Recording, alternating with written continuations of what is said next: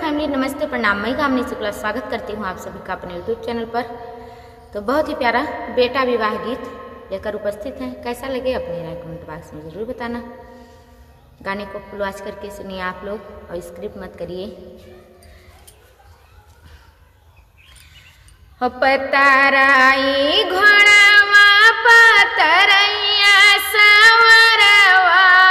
बांधे सतरंगिया कई पागरे वही ससुररिया कैसा कल गलिया अरे जय छयलवा कई पागरे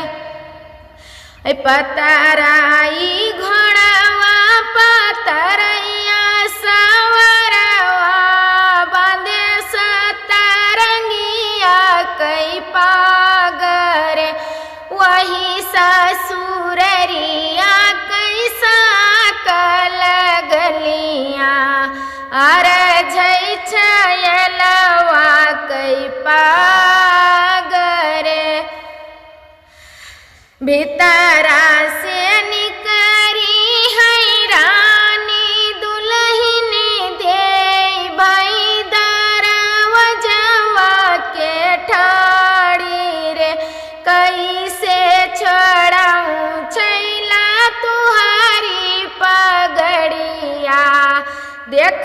नाई हरवा कैलो गरे कैसे छोड़ाऊं छैला तुहारी पगड़िया देख नाई हरवा कैलो गरे काऊ करी है रनिया भैया रे भतीजवा काऊ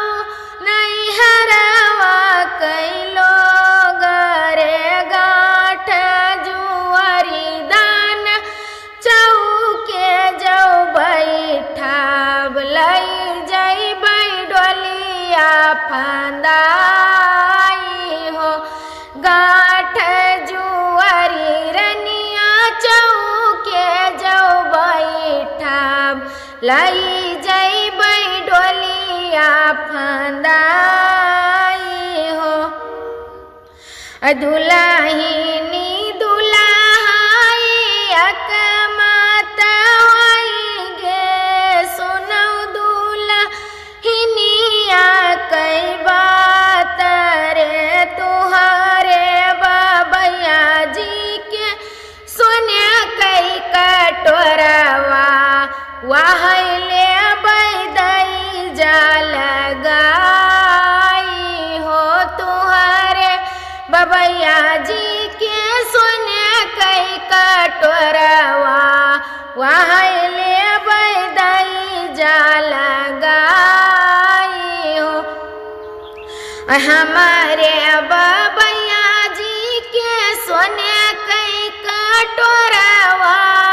भैया पिए कच्चा दूध रे दूधवा पियत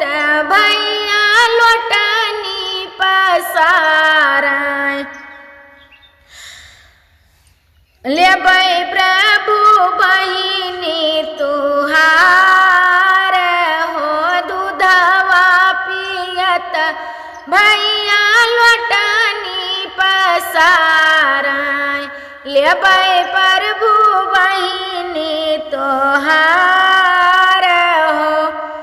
यतना बचनी सुनै लाड़ी ले दुल्हे राम गोड़े पीटी भैया सवार रे जिनी चढ़ी सारे बहिनिया जो बियाहन वाह मांगे बहिनी हमार रे हो जकरे बहिनिया कहमा चाड़ी बियाहन वही मांगे बहिनी हमार हो। कैसा लगा आप आप सभी को अपनी राय कमेंट बॉक्स में ज़रूर बताना। मिलते हैं अगले गाने के साथ, तब तक के लिए धन्यवाद।